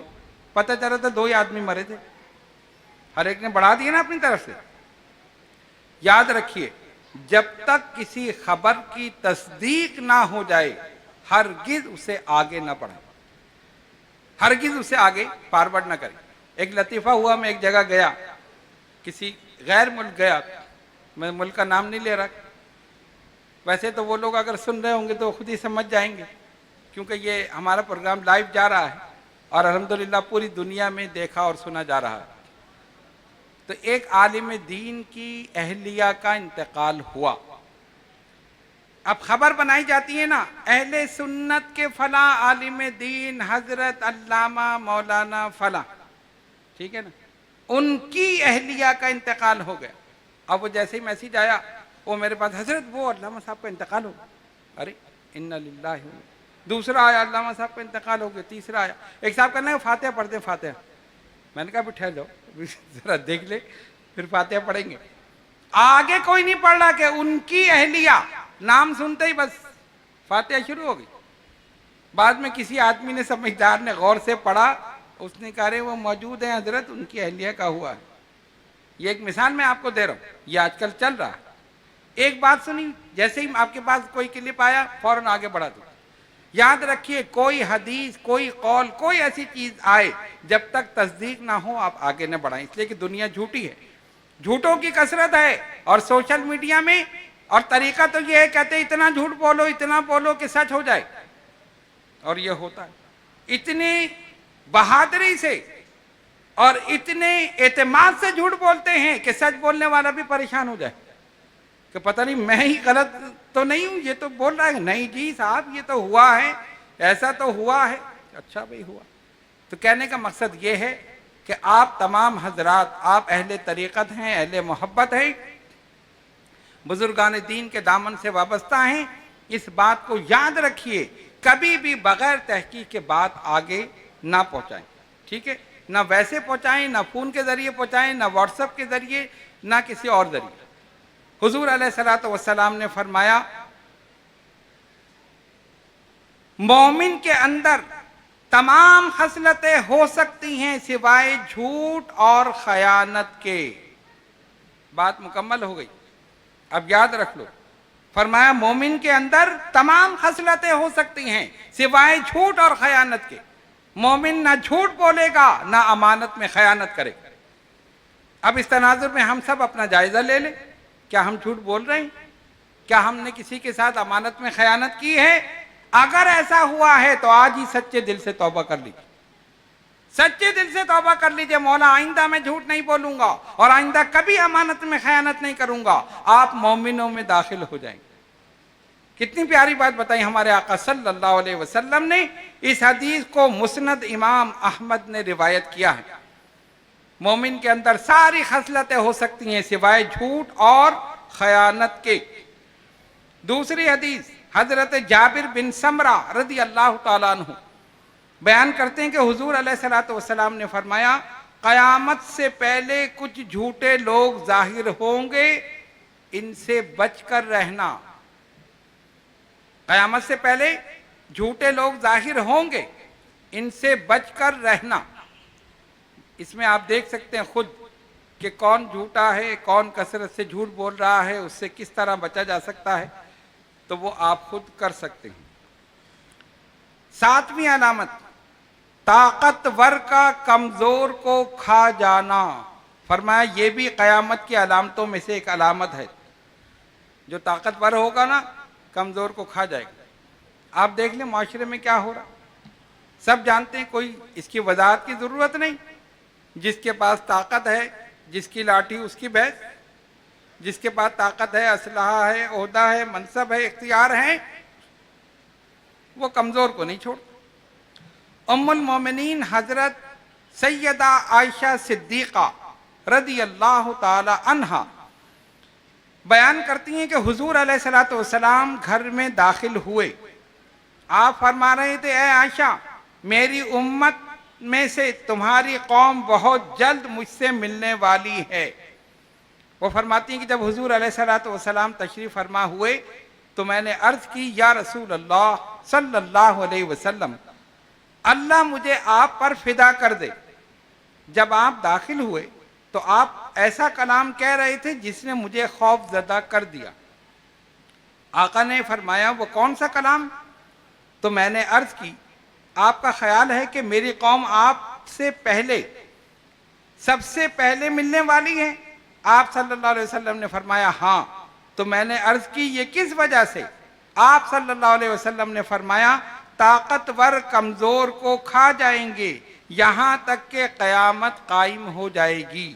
बुखारी शरीफ की यह हदीस, ताकतवर कमजोर को खा जाएंगे यहां तक के कयामत कायम हो जाएगी। यानी कयामत की अलामतों में से एक अलामत यह भी है कि जिसके पास ओहदा होगा, मनसब होगा, इख्तियार होगा, इख्तिदार होगा, ताकत होगी, तो जो कमजोर होगा वो उसको खा जाएगा। और आप अपने माशरे का जायजा ले लें, यही चीज आज हो रही है। नबी पाक अलैहिस्सलातु वस्सलाम ने जो जो फरमाया यकीनन हो के रहेगा, और हो भी रहा है, और आइंदा जो अलामतें बाकी हैं वो पूरी हो जाएंगी। आठवीं अलामत फरमाया, जमीन सोने के खजाने उगल देगी। जमीन के अंदर ना खजाने हैं। कुरान कहता है, वअखरजतिल अर्दु अस्कालहा, जमीन अपना बोझ निकाल फेंकेगी। तो जमीन का बोझ क्या है? हजरत अबू हुरैरा रदी अल्लाह ताला अन्हु रिवायत करते हैं, रसूलुल्लाह सल्लल्लाहु अलैहि वसल्लम ने फरमाया, जमीन सोने और चांदी के बड़े बड़े सुतूनों की शक्ल में ये उगल देगी। जैसे सुतून होते हैं ना, सुतून की मानिंद सोना भी होगा, चांदी भी, जमीन उसे उगल देगी। और कहने वाला उसे देखकर कहेगा, अफसोस, मैंने इस माल के लिए किसी इंसान को कत्ल किया। कता रहमी करने वाला कहेगा, मैंने इस माल के लिए रिश्तेदारों को छोड़ा। फिर वो सब इसको छोड़ देंगे और कोई उसमें से कुछ नहीं लेगा। यह कुर्ब क़यामत में होगा। जमीन जब वो जलजला आएगा ना, कुरान कहते हैं ना, इज़ा ज़ुल्ज़िलतिल अर्दु ज़िल्ज़ालहा व अखरजतिल अर्दु अस्क़ालहा व क़ालल इंसानु मा लहा। जमीन लर्जेगी, जलजला आएगा और जमीन अपना बोझ निकाल बाहर करेगी। तो सरकार ने फरमाया, बोझ क्या होगा? सुतून के मानिंद सोना और चांदी जमीन फेंकेगी। तो जिसने कत्ल किया होगा वो कहेगा अफसोस, इसी की वजह से तो मैंने इंसान को कत्ल किया था। और जो कता रहमी करने वाला यानी रिश्तेदारों से कता ताल्लुक करने वाला, वो कहेगा इसी की वजह से तो मैंने ये किया था। इसी तरह जिसने जो कुछ किया होगा वो सब कहेंगे, लेकिन उस वक्त कोई सोना चांदी को लेने वाला नहीं होगा। सरकार ने फरमाया ये सब छोड़कर चले जाएंगे। अब आप जरा सा गौर करें, हमारे जो आपस के झगड़े हैं कसरत के साथ आप देखें कि यही माल दौलत जायदाद यही इसकी जड़ है। कोई सोने के लिए लड़ रहा है तो कोई चांदी के लिए लड़ रहा है, कोई जायदाद के लिए लड़ रहा है, कोई ओहदा मनसब के लिए लड़ रहा है। ये तमाम लड़ाइयां इसी वजह से। चंद दिन की जिंदगी, सरकार ने फरमाया रिश्तेदारों से मिलो, हुस्ने सलूक से पेश आओ। जो रिश्तेदारों के साथ हुस्ने सलूक करता है, उनसे मिलता है, अल्लाह उसकी उम्र में बरकतें अता फरमा। हम तो लड़े बैठे, नहीं जी हम तो नहीं मिलेंगे, हम तो बात नहीं करेंगे। कहा भाई तुम बात कर लो, नहीं वो मुझसे बात करे, वो करे तो मैं करूंगा, और वो कहता है ये करे तो मैं करूंगा। अब बात कैसे हो? किसी न किसी की तो पहल करनी पड़ेगी ना, और जो पहल करेगा उसे ही सवाब मिलेगा। याद रखिए, अगर आपकी किसी से लड़ाई है, आप खुद पहुंच जाएं, अगर वो मना कर दे तो फिर वो गुनाहगार है, फिर आप पर कोई गुनाह नहीं। लेकिन अगर आप अकड़े हुए बैठे, नहीं कि मैं बात नहीं करूंगा जब तक वो नहीं करेगा, आप ही गुनाह में शरीक हो जाएंगे। फरमाया मेरे आका सल्लल्लाहु अलैहि वसल्लम ने 3 दिन से ज्यादा मुसलमान के लिए जायज नहीं कि अपने मुसलमान भाई से कता ताल्लुक करे। एक दिन गुजरा, दूसरे दिन, 3 दिन, फौरन जाके आप पहुंच जाएं, सुलह सफाई कर लें, खत्म हो जाएगी बात। झुकने में कोई अर्ज नहीं। दुनिया को ना देखें। हम असल में क्या करते हैं ना, दुनिया को देखते हैं। प्राउड, गुरूर, ईगो को खत्म कर दो, सब खत्म हो जाए। ये ईगो ही तो है ना जो इंसान को डुबो देती है। नहीं ये मेरे सामने झुके तो वो मेरे सामने झुके, उसने मेरी इज्जत नहीं की तो इसने मेरी इज्जत नहीं की, उसने मुझे सलाम नहीं किया, उसने नहीं किया तो आप सलाम कर लें। नहीं हम भी नहीं करेंगे। उसने बात नहीं की तो आप कर लें, नहीं मैं क्यों करूं। ये मैं जो है इसको खत्म कर दो, सारे मसले खत्म हो जाए। बकरी कहती है ना मैं, तो क्या होता है, छुरी फिर जाती है। बुजुर्गों ने कहा अपनी मैं पर छुरी फेर दो, आज भी इनके सारी इख्तियार कर लो। इधर नहीं देखो, उधर देखो, अल्लाह की तरफ, रसूलुल्लाह सल्लल्लाहु अलैहि वसल्लम की तरफ, उनके इरशाद की तरफ। अगर उनके फरमान को देखते हुए आज तुमने अपनी मैं को खत्म कर लिया, इस दुनिया में भी सर बुलंद रहोगे, इंशाअल्लाह आखिरत में भी सर बुलंद रहोगे। हमें लोगों को नहीं देखना चाहिए, अपनी इज्जत और वकार को नहीं, अल्लाह की रजा को, रसूलुल्लाह सल्लल्लाहु अलैहि वसल्लम की रजा को पेश नजर रखना चाहिए। सरकार ने क्या फरमाया, जमीन सोने के खजाने उगलेगी। और कुरान ने कहा व अखरजतिल अर्दु अस्कालहा वकाल इंसानु मालहा।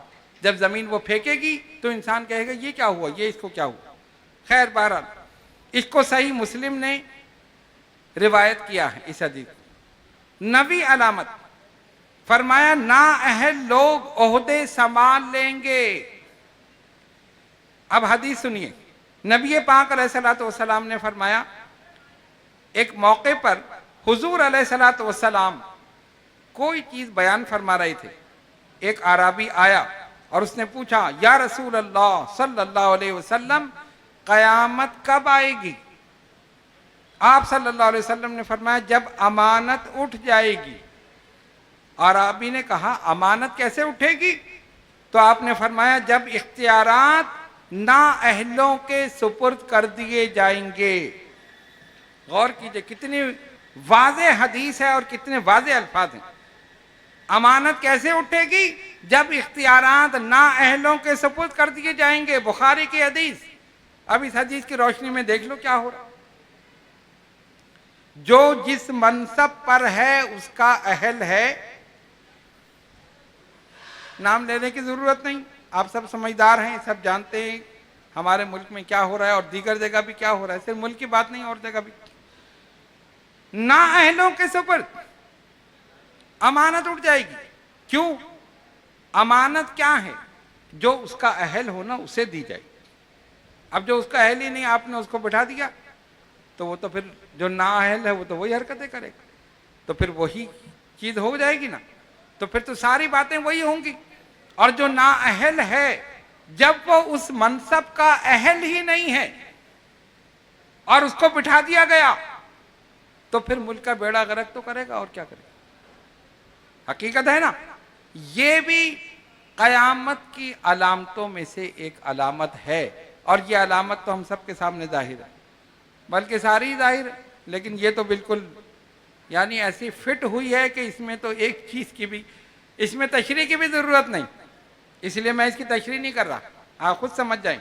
ना अहलों को इख्तियारात दे दिए जाएं तो फिर वही अशर होगा। आइए आगे चलें। 10वीं अलामत, ज़कात को बोझ समझकर अदा किया जाएगा। यह भी है, ज़कात को बोझ समझकर अदा किया जाएगा।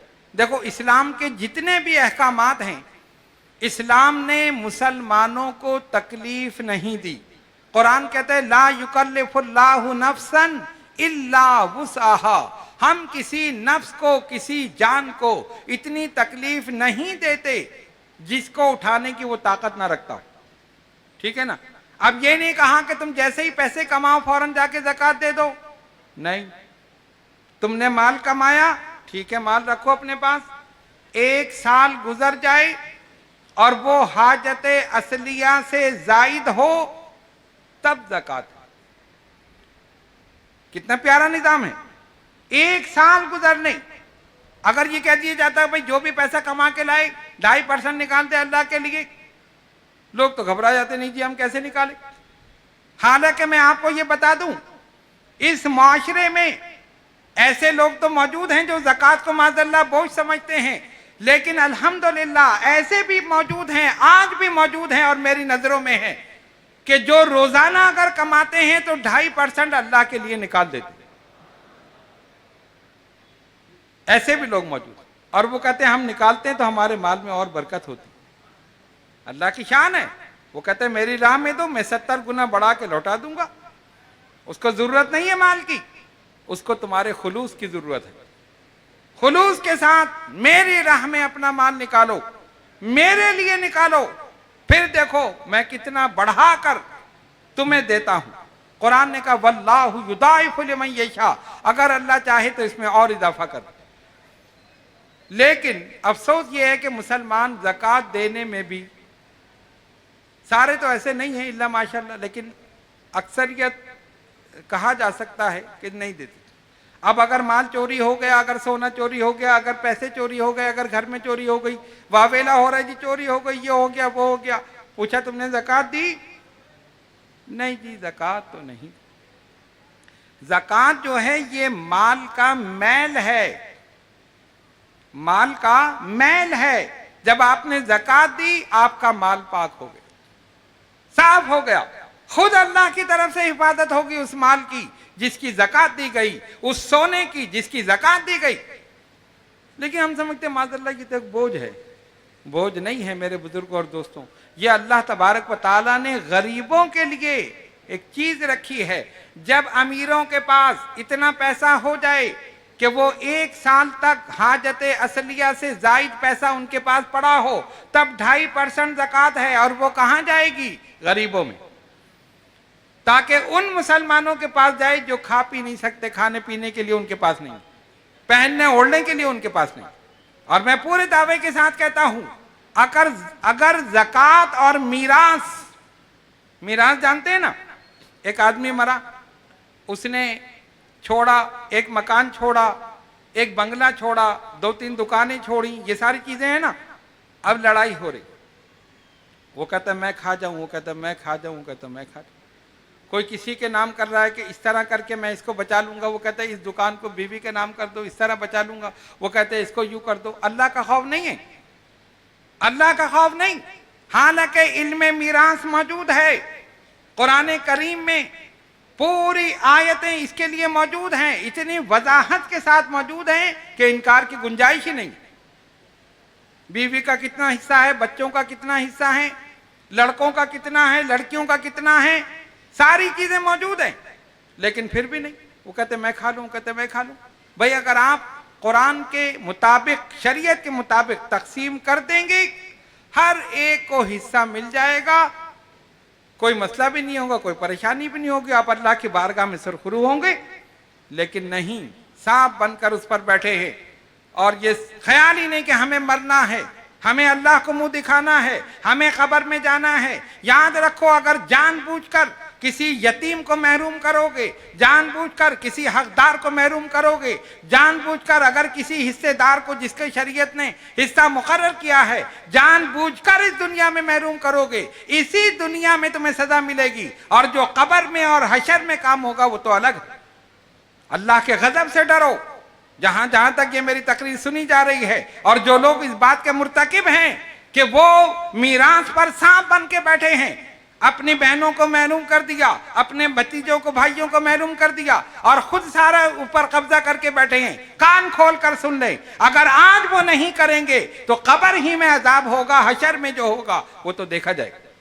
और हो सकता है इसी दुनिया में अल्लाह तबारक व तआला किसी खतरनाक बीमारी में मुब्तला कर दे, उसकी पकड़, उससे डरो। कुरान कहता है इन्ना बत्श रब्बिका लशदीद, तुम्हारे रब की पकड़ बड़ी सख्त है, जिसको वो पकड़ ले उसे कोई छुड़ा नहीं सकता, और जिसे वो आजाद कर दे उसे कोई पकड़ नहीं सकता। तो अगर मीरास और ज़कात सही तौर पर तकसीम हो जाएं, आधे से ज्यादा मसले हल हो जाए। आप देख लें, फैक्ट है, हकीकत।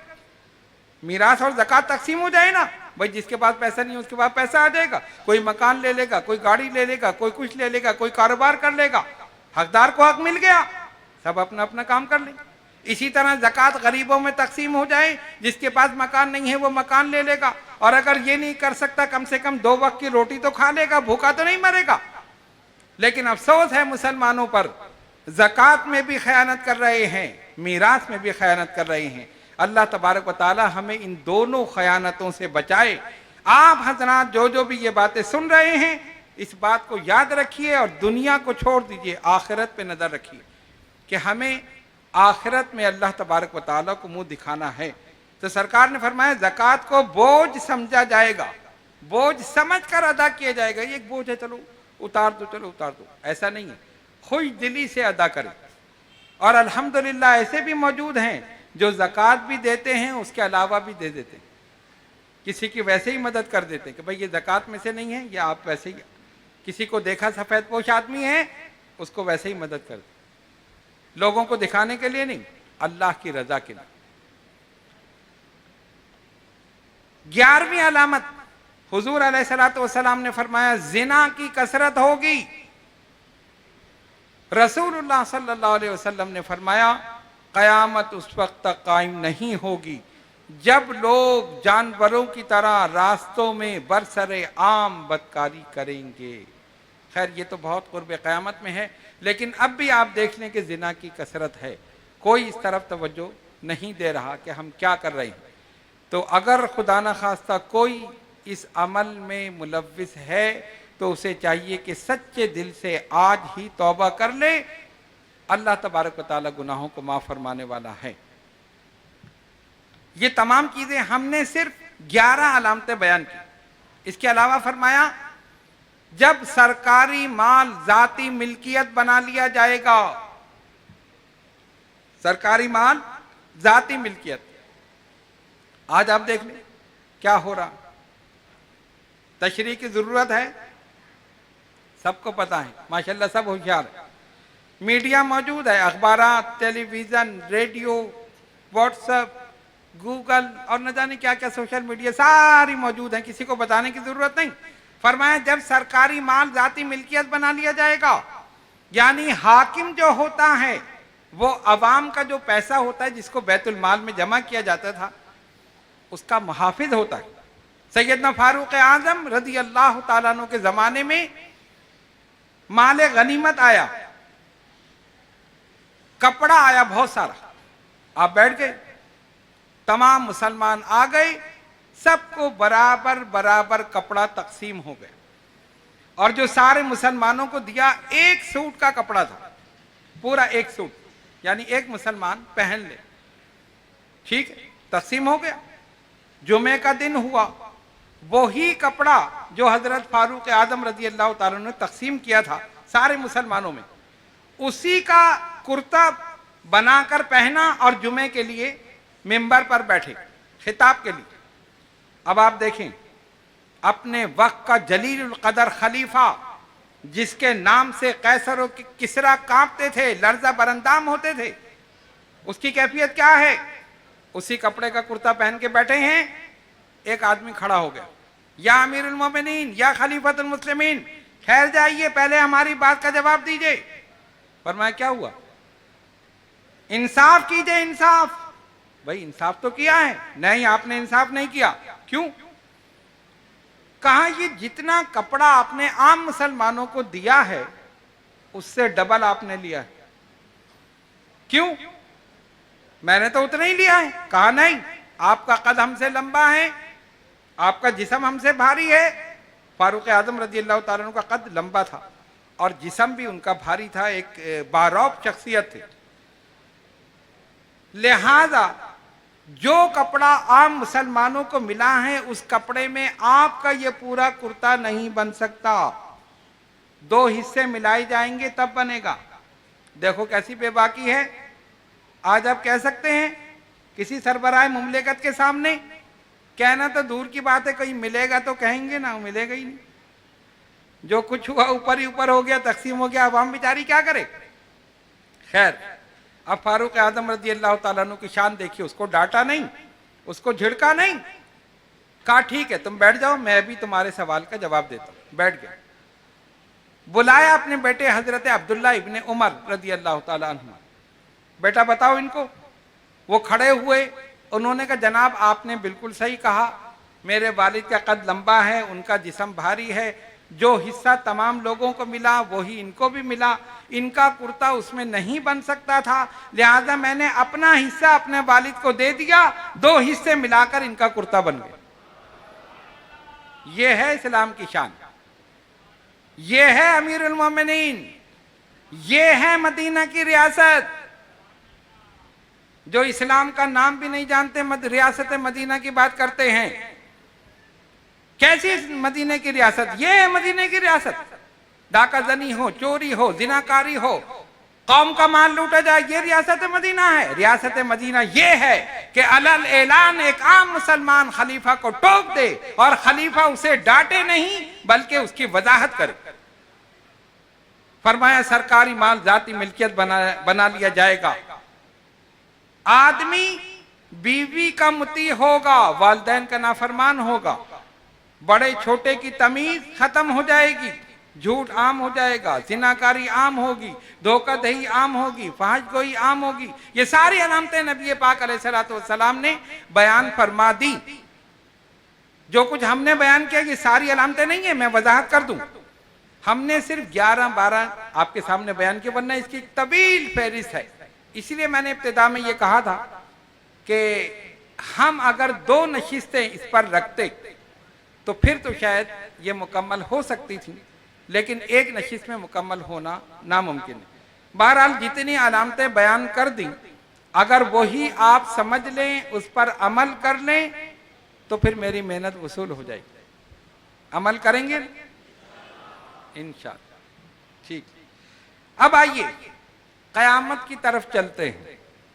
अब संभल के बैठो, अब क़यामत आ रही है। क़यामत से पहले की जो अलामतें हैं, कुछ तो वो अलामतें हैं जो हमने बयान की, कुछ बड़ी बड़ी अलामतें हैं जो आप कुछ लोगों को पता भी होंगी और बहुत सौ को याद होंगी, सुना होगा। दज्जाल का जाहिर होना। दज्जाल, एक आंख उसकी होगी, माथे पर काफ फा और रा यानी काफिर ये लिखा होगा, लेकिन ये लिखा हुआ सिर्फ ईमान वालों को नजर आएगा, बेईमानों को नजर नहीं आएगा। 40 दिन हरमैन शरीफैन के अलावा वो पूरी दुनिया में चक्कर लगाएगा दज्जाल। और इन 40 दिनों में पहला दिन 1 साल के बराबर होगा, दूसरा दिन महीने के बराबर होगा, तीसरा दिन हफ्ते के बराबर होगा और बाकी दिन 24-24 घंटों के बराबर होंगे। पूरी दुनिया में घूमेगा। उसके साथ एक बाघ होगा और एक आग होगी। बाघ को कहेगा ये जन्नत है, आग को कहेगा ये जहन्नुम है। जो उसकी इताअत करेगा उसे बाग में दाखिल करेगा, जो इताअत नहीं करेगा उसे आग में दाखिल करेगा। लेकिन सरकार ने फरमाया जो बाग होगा हकीकत में वो जहन्नम होगा, और जो आग होगी हकीकत में वो जन्नत होगी। अजीब और गरीब करश्मे वो लोगों को दिखाएगा, जादू के करश्मे।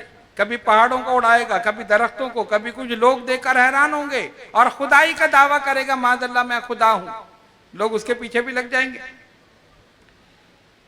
पूरी दुनिया में जब घूमेगा, हरमैन तय्यबैन में जाने की कोशिश करेगा तो फरिश्ते पकड़कर उसका मुंह मोड़ देंगे वापस। याद रखिए, हरमैन तय्यबैन के अलावा कहीं वो मतलब हरमैन तय्यबैन के अलावा सब जगह जाएगा, लेकिन इन दो जगह मक्का मुअज़्ज़मा और मदीने तय्यबा फरिश्ते खुद हिफाजत करेंगे, उसका मुंह मोड़ देंगे, वहां नहीं जा सकेगा। फिरता रहेगा दुनिया में, इसी तरह कत्ल व गारत गरी करेगा। जो मानेगा उसको अपनी जन्नत में, नहीं मानेगा उसको अपने जहन्नुम में। और वो आग और बाग उसके साथ साथ चलेंगे, जहां जहां वो जाएगा वो चलेंगे साथ। फिर अल्लाह तबारक व तआला इमाम मेहदी अलैहिस्सलाम को भेजेगा।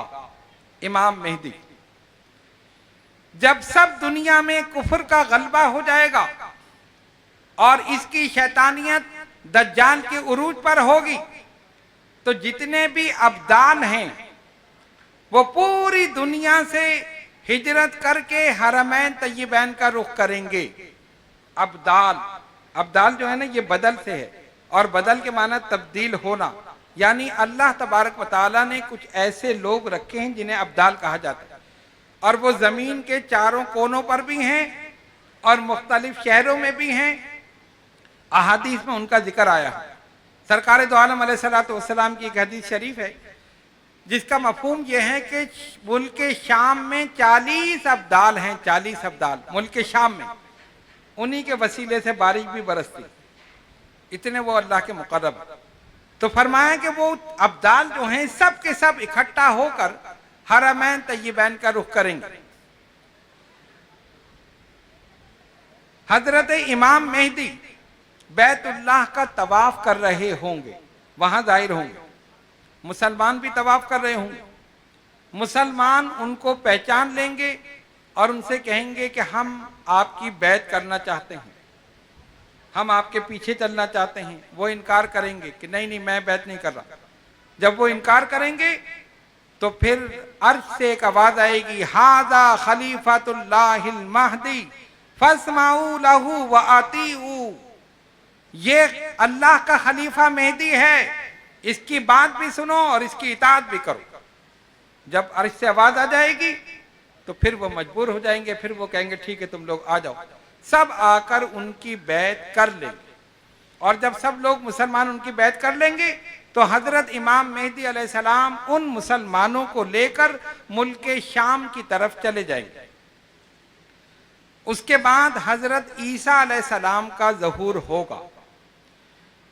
जब दज्जाल शाम पहुंचेगा तो हजरत ईसा अलैहिस्सलाम जामा मस्जिद दमिश्क इसके शर्की मीनार से आप जाहिर होंगे, वहीं आपका नुज़ूल होगा। याद रखिए, हजरत ईसा अलैहिस्सलाम जो हैं उनका विसाल नहीं हुआ, वो जिंदा हैं। हजरत ईसा अलैहिस्सलाम क्या हैं? जिंदा हैं। अफसोस की बात यह है कि उनकी कौम, उनके मानने वाले कहते हैं कि माज़अल्लाह वसूली पर लटक गए। असल में हुआ ये कि जब ये लोग उनको कत्ल करने के इरादे से आगे बढ़े तो हजरत ईसा अलैहिस्सलाम आगे आगे, उनके ये हवारी पीछे पीछे कि आज हम इनको मार दें, खत्म कर दें। वो एक मकान में गए और उन्होंने दरवाजा बंद कर लिया। दरवाजा बंद, इन्होंने मकान का मुहसरा कर लिया कि निकलेंगे तो हम इनको मार देंगे। उधर अल्लाह ताला ने हजरत जिब्रील अलैहिस्सलाम को भेजकर उसी मकान से हजरत ईसा अलैहिस्सलाम को आसमानों पर उठा लिया। आसमानों पर चले गए, बिल्कुल बकीद हयात अपनी जिंदगी में, विसाल नहीं हुआ, याद रखिए, आसमानों पर चले गए। अब जब वो नहीं निकले तो इन्होंने क्या किया कि एक आदमी को भेजा, जाओ तुम अंदर जाकर देखो ईसा अलैहिस्सलाम क्या कर रहे। जब वो अंदर गया तो उसको कोई नजर नहीं आया, मकान खाली। लेकिन जब वो बाहर निकला तो अल्लाह ने उसकी शक्ल हजरत ईसा अलैहिस्सलाम की शक्ल के मुशाबे कर दी, बिल्कुल उनकी मिसल हो गया। जब बाहर निकला उसने कहा जी वहां तो कोई नहीं है। उन्होंने कहा अरे तुम ही तो हो। उसने कहा नहीं भाई मैं नहीं, कहा नहीं यही है, पकड़ लो। पकड़ लिया। अब वो हजार इनकार कर रहा है लेकिन उसकी शक्ल बदल गई। उन्होंने पकड़ के सूली पे लटका दिया और अकीदा क्या बनाया, माज़ल्ला सुम्मा माज़ल्ला। कहते हैं यसू मसीह जो है हजरत ईसा अलैहिस्सलाम, ये हमारी तरफ से सूली पर लटक गए, हमारे गुनाह माफ हो गए। उनके अपने अपने उम्मती वो ये कह रहे हैं उम्मती नबी के मुतालिक कि वह सूली पर अटक गए माज़ल्ला। और हमारा कुरान कह रहा है वमा कतलू वमा सलबू वलाकिन शुब्बिह लहुम, ना उनको सूली दी गई ना उनको कत्ल किया गया, बल्कि हमने इन लोगों को शुबे में डाल दिया। शुबे में डाल दिया ना। अच्छा, जब बाद में उन्होंने सोचा, उस आदमी ने कहा ना नहीं नहीं मैं नहीं हूं, कहा नहीं तुम ही हो, सूली पे लटका दिया। अब जब लटका दिया तो बाद में कहते हैं कि वो आदमी किधर गया। अगर ये ईसा थे तो आदमी किधर गया, और अगर ये आदमी था तो ईसा किधर गया। कुरान ने कहा वलाकिन शुब्बिह लहुम, हमने उन्हें शुबे में डाल दिया। शुबह ही शुबह कर रहे हैं। देखो हमारा कुरान उनके नबी की शान बयान कर रहा है, हमारा कुरान उनके किताबों की तस्दीक कर रहा है, फिर भी ये बदबख्त कुरान को जला रहे हैं। उनको पता नहीं वो क्या कर रहे हैं। हमारा कुरान ऑथेंटिक है, उनकी बाइबल ऑथेंटिक नहीं है। कितने नुस्खे हो गए, इंजील बरनमास, इंजील यूका, इंजील यूहन्ना, एक कहती है तो दूसरी उसकी तकजीब करती है, दूसरी कहती है तो तीसरी इन दोनों को नहीं मानती। लेकिन हमारा कुरान, पाकिस्तान से एक नुस्खा उठाओ और दुनिया के आखिरी कोने केप टाउन से दूसरा नुस्खा उठाओ, एक जेर जबर की गलती तुम्हें नहीं मिलेगी। तो ये लोग एहसास कमतरी में हैं, इसलिए कुरान को जला रहे हैं। और एक वाकया बड़ा जबरदस्त पेश आया, शायद आप लोगों ने देखा हो सोशल मीडिया पर, क्योंकि माशाल्लाह आजकल तो जिसको देखो वो लगा हुआ है। छोटे छोटे बच्चे वो भी मोबाइल लेकर घूम रहे हैं। अगर मोबाइल खराब हो जाए कहते बच्चे ने कर दिया, और बच्चा खराब हो जाए कह रहे मोबाइल ने कर दिया। अब कसूर किसका है, मोबाइल का या बच्चे का? कसूर माँ बाप का है। क्यों आपने छोटे बच्चों को मोबाइल दिया? नहीं दो, ये वक्त जाया करने वाली चीज है। और इसकी स्क्रीन जब आंखों में उसका वो पहुंचती है रेज, निगाहें कमजोर हो जाती। छोटे छोटे बच्चे चश्मा लगाए घूम रहे। खैर बहरहाल एक मुसलमान ने गालिबन स्वीडन की अदालत में उसने ये दरखास्त दी कि मुझे इजाजत दी जाए कि मैं बाइबल को पुलिस की मौजूदगी में जलाऊं। मुसलमान ने इस वाक़े के बाद, जो कुरान जलाया गया ना, इसके बाद अब अदालत परेशान है, क्या करें। वो तो कहते ना ये तो इजहार आज़ादी है, नबी की शान में गुस्ताखी हो गई। नहीं जी, इजहार आज़ादी है, कुरान को जला दिया, इजहार आज़ादी है। मैं कहते तुम्हें भी पकड़ के जला दें तो अच्छा है ना, इजहार आज़ादी है, फ्रीडम है ना, किसी को भी पकड़ के जला दो। अब इसने क्या किया, आप जरा सोच देखें, आज तक किसी मुसलमान ने बाइबल को नहीं जलाया, जलाया नहीं। किसी मुसलमान ने हजरत ईसा अलैहिस्सलाम का माज़ल्ला सुम्मा माज़ल्ला कार्टून नहीं बनाया, नहीं बनाया ना। क्यों? हमारा मजहब इसकी इजाजत ही नहीं देता। हमारा मजहब तो नबी की ताजीम सिखाता है, उन मुकद्दस किताबों की ताजीम सिखाता है, तो हम कैसे ये करें। उसने अदालत में मुकदमा किया, दरखास्त दायर की, और उसको इजाजत मिली कि हाँ तुम बाइबल जला दो। इजाजत उनको देनी पड़ी इसलिए कि कुरान के लिए भी तो इजाजत दी थी कि हाँ जला दो। और उसने भी बदबख्त ने यही कहा था कि पुलिस की मौजूदगी में, उसको पता था कि अगर मैं जलाऊंगा तो मुसलमान नहीं छोड़ेंगे, तो पुलिस की मौजूदगी में जलाया गया। इसको भी इजाजत मिली, इस मुसलमान नौजवान को। लेकिन अफसोस कि हमारे मीडिया ने इसको जाहिर नहीं किया, उछाला नहीं। ये मुख्तलिफ क्लिप चले सोशल मीडिया पर, उसने खुद बयान दिया। उसने जब अदालत में कहा, अदालत ने इजाजत दी, पुलिस मुहैया की गई, वो लाइटर लेकर आया, एक हाथ में बाइबल और एक हाथ में कुरान, दोनों लेकर आया। अब सारे खड़े हुए देख रहे हैं कि अब देखो क्या करता है। जैसे हमने इनके कुरान को जलाया, ये हमारी बाइबल को जलाएंगे। लेकिन सलाम है उस मुसलमान पर कि उसने वहां खड़े होकर कहा ये बाइबल है, ये कुरान है, तुमने हमारा कुरान जलाकर हमारे जज्बात को मजरूह किया, लेकिन हम हरगिज ऐसा नहीं करेंगे, इसलिए कि यह कुरान तो हमें तुम्हारी किताब की ताजीम बता रहा है, तुम्हारे नबी की ताजीम बता रहा है। ये कहकर उसने लाइटर फेंक दिया और कुरान को चूम कर सीने से लगा। उसने कहा हम मुसलमान ऐसा नहीं करेंगे, मैं सिर्फ तुम्हें यह बताना चाहता था कि देखो अदालत कैसे फैसले कर रही है, किताबों को जलाने का हुक्म दे रही है। यह अकल में आने वाली बात है।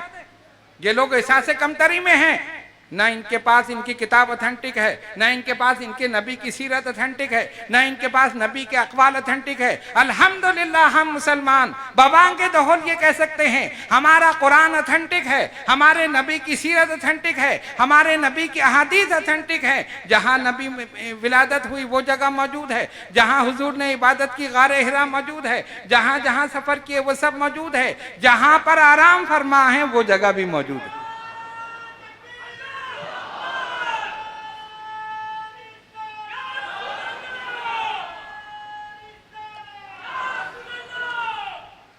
तो उसने कहा मैं सिर्फ ये बताना चाहता था, मैं ऐसा नहीं करूंगा, हमारा मजहब ये इजाजत नहीं देता और वाकई नहीं देता। ये तुम हो जो तुमने ऐसी हरकत की है, हम कभी ऐसे नहीं करेंगे। हम उन मुकद्दस किताबों पर ईमान रखते हैं। और जिसने कुरान जलाया उसने तो डायरेक्ट अल्लाह से लड़ाई ली, मुसलमानों से लड़ाई नहीं, अल्लाह से लड़ाई ली। अल्लाह की किताब इंशाअल्लाह इसी दुनिया में पता चलेगा। अब आइए, हजरत ईसा अलैहिस्सलाम का ज़हूर होगा, जामा मस्जिद दमिश्क के शर्की मीनार पर आप नाजिल होंगे। सुबह का वक्त होगा, फजर की नमाज की इकामत हो चुकी होगी जब आप तशरीफ लाएंगे। इमामत के लिए हजरत इमाम मेहदी को आप आगे करेंगे और इमाम मेहदी इमामत फरमाएंगे फजर की जमात की, सब उनकी इख्तिताम में नमाज पढ़ेंगे। दज्जाल हजरत ईसा अलैहिस्सलाम के सांस की खुशबू से ही पिघलना शुरू हो जाएगा। सांस लेते हैं ना, अगर कोई करीब हो तो सांस की आवाज आती है और महसूस होता है कि ये सांस ले रहा है। तो हदीस में आया कि उनके सांस से जो खुशबू निकलेगी दज्जाल उसी से पिघलना शुरू हो जाएगा। और वो खुशबू कैसी होगी? जहां तक इंसानी निगाह की हद है वहां तक खुशबू जाएगी, वहां तक खुशबू जाएगी। और दज्जाल इस तरह पिघलेगा जैसे नमक पानी में, वो भागेगा। हजरत ईसा अलैहिस्सलाम उसका ताक़ुब फरमाएंगे, यहां तक के नेजा उसकी पीठ में घोंप देंगे और वो वहीं वासिले जहन्नुम हो जाएगा। इसके बाद 40 साल हजरत ईसा अलैहिस्सलाम हयात रहेंगे। इस्लाम का दौर दौरा होगा।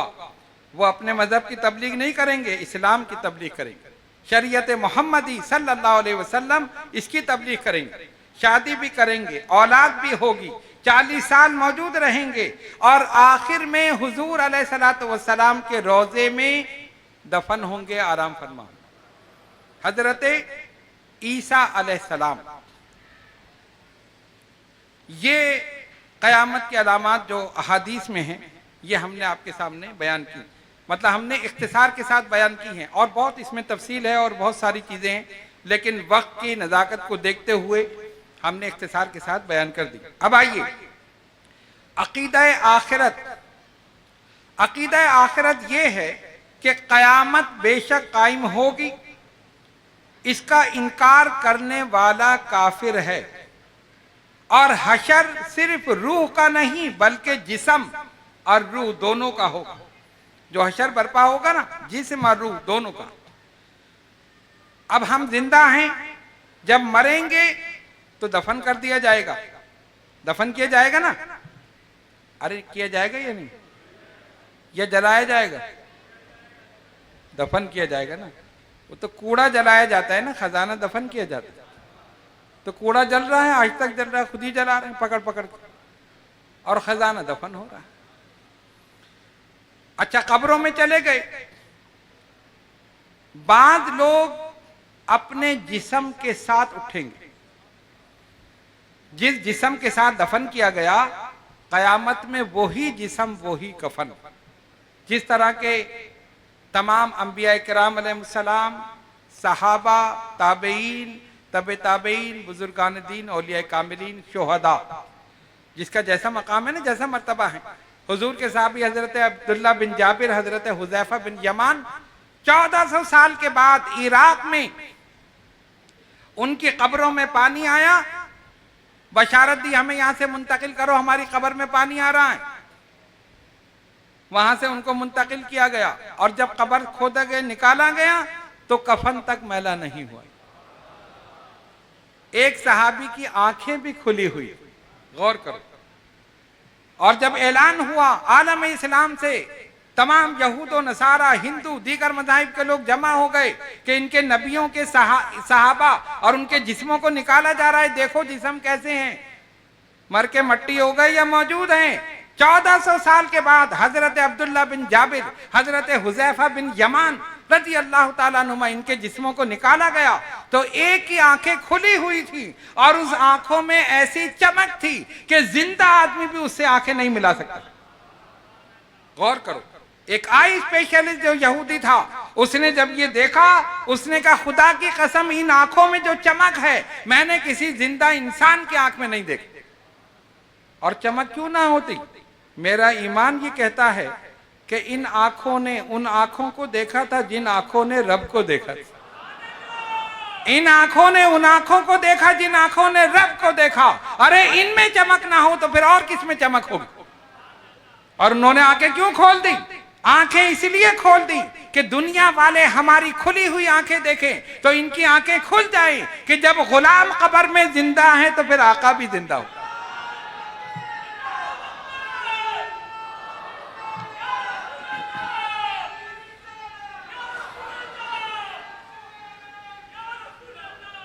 इसीलिए आला हज़रत ने फरमाया, तू जिंदा है वल्ला, तू जिंदा है वल्ला, तू जिंदा है वल्ला, तू जिंदा है वल्ला, मेरी चश्मे आलम से छुप जाने वाले, मेरी चश्मे आलम से छुप जाने वाले। या रसूलल्लाह, खुदा की कसम आप जिंदा। तो कहने का मकसद ये है कि हम सब मुसलमान दफन किए जाएंगे और जब हशर में उठेंगे तो कोई अपने जिस्म के साथ और किसी का जिस्म खत्म हो जाएगा ना, मतलब मट्टी में मिल जाएगा, कीड़े खा जाएंगे, हड्डियां रह जाएंगी। जैसा कि होता है ना, गोरकन देखता भाई इस कब्र का देखने वाला कोई नहीं आया, हड्डियां रह गई, उठा के दूसरी कब्र में डालो, फिर तैयार। यही हो रहा है ना। सरकार ने फरमाया था एक कब्र से 70 मुर्दे निकलेंगे। अब क्या होगा? जिसका हशर जैसे हुआ है वहीं से वो निकलेगा। मसलन किसी को जानवर ने खा लिया तो उसको वहीं से निकाला जाएगा, उसके जिस्म से ही उसका जिस्म निकलेगा। कोई आग में जलकर मर गया तो वहीं से वो फिर जिंदा होगा। कोई समंदर में डूब गया तो वहीं से वो निकलेगा। जो जिस तरह मरा वो दोबारा उसी तरह उठेगा। आप देखते हैं ना, हम कब्र पे जब मट्टी डालते हैं तो क्या कहते हैं? मिन्हा खलकनाकुम व फीहा नुईदुकुम व मिन्हा नुखरिजुकुम तारतन उखरा। ये कहते हैं नहीं कहते? अरे मट्टी डाली कभी नहीं डाली? बोलो ना फिर। ऐसे दफन करके आकर नहीं डाली, खुला छोड़ दिया।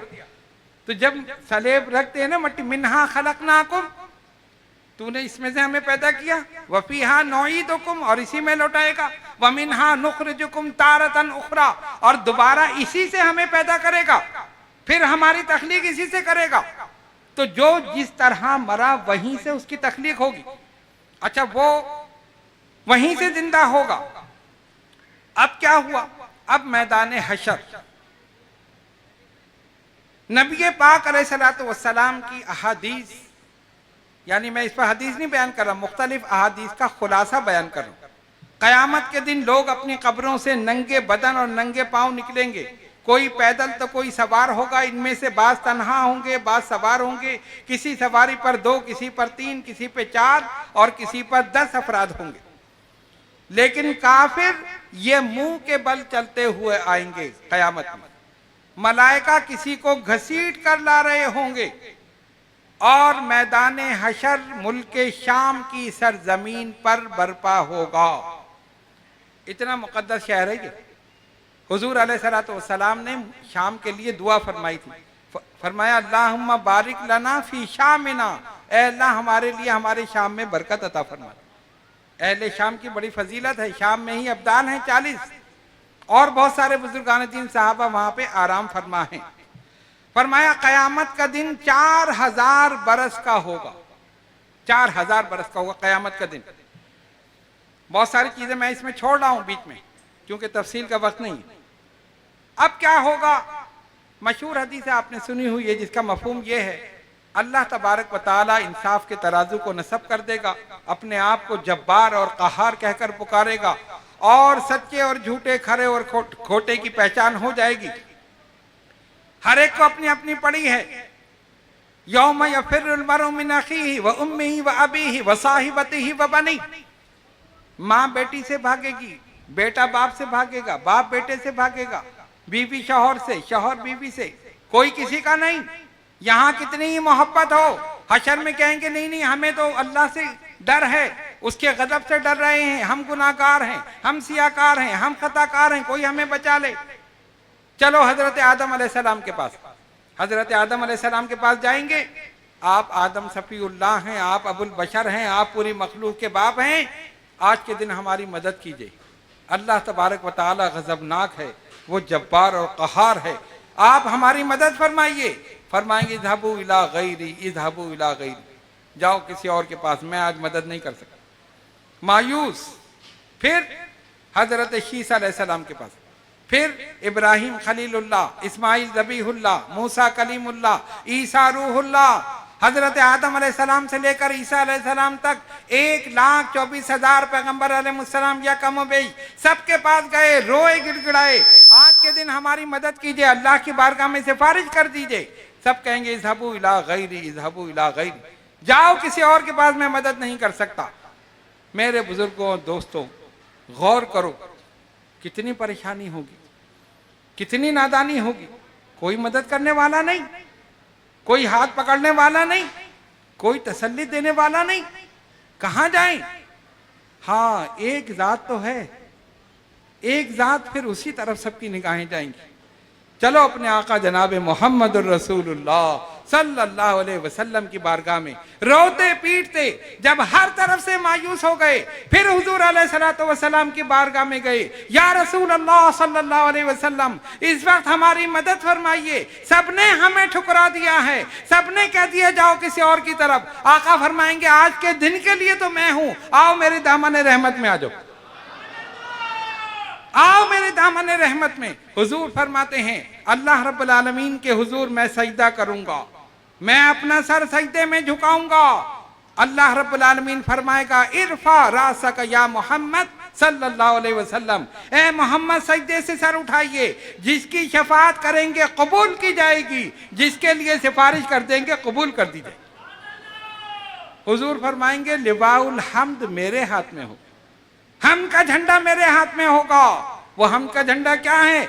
इसी को इमाम अहले सुन्नत मुजद्दिद दीन और मिल्लत मौलाना शाह अहमद रजा खां मुहद्दिस बरेलवी नव्वर अल्लाह मरकदहू फरमाते हैं लिवा के तले सना में खुले रजा की ज़बान तुम्हारे लिए।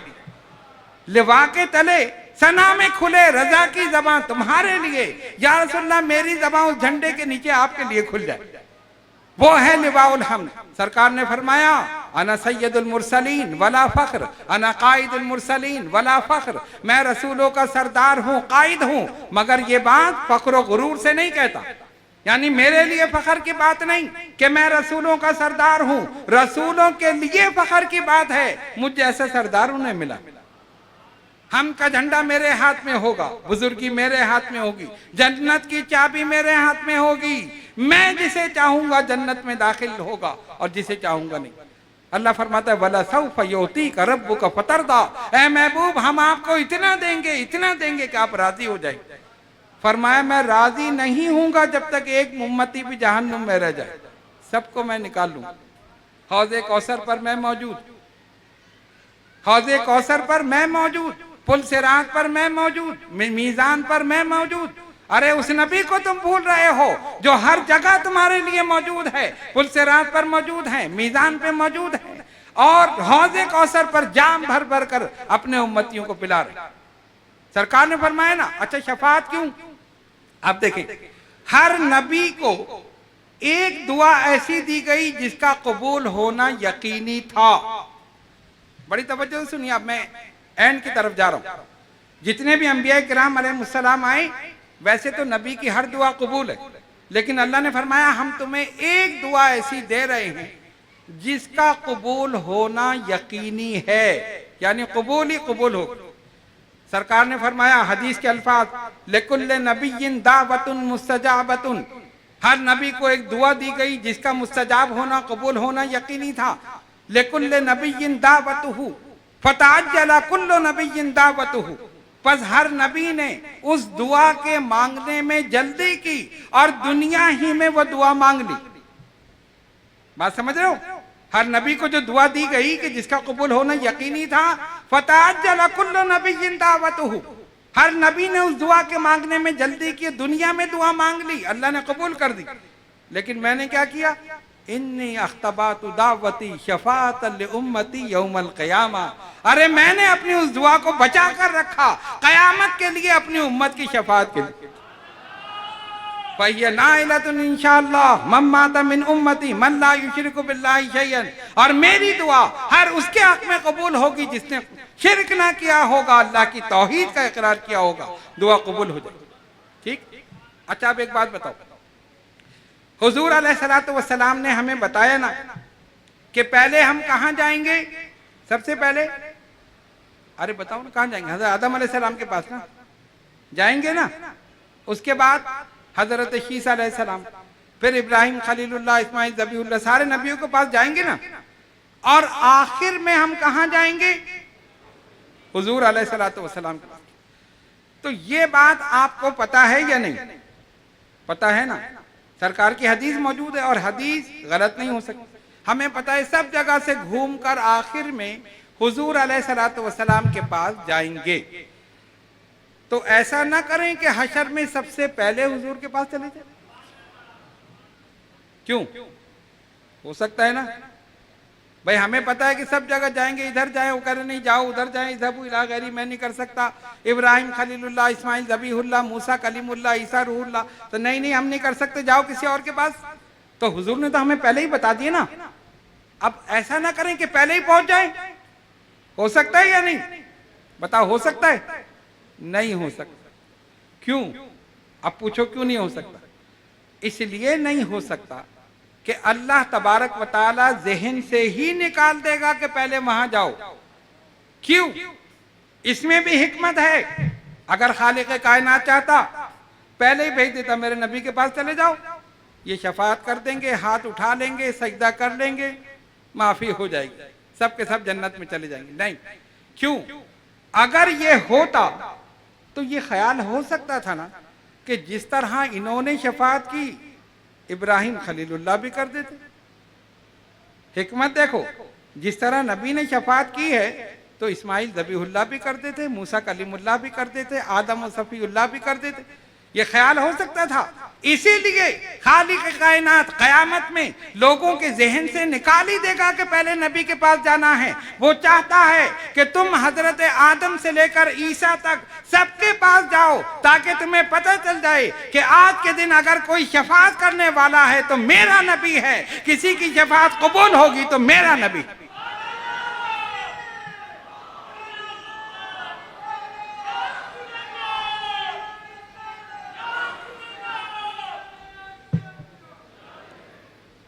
अपने नबी की अजमत को जाहिर करना है, अपने नबी की शान को जाहिर करना है, अपने नबी की रिफत को जाहिर करना है, अपने नबी की बुलंदी को जाहिर करना है कि मेरे अंबिया बिलाशुबा तुम अपने अपने दौर में अफजल रहे हो, बरतर रहे हो, बाला रहे हो, लेकिन आज के दिन शफाअत का ताज मैं जिसके सर पे रखूंगा वो ज़ाते पाके मोहम्मदुर रसूलुल्लाह सल्लल्लाहु अलैहि वसल्लम।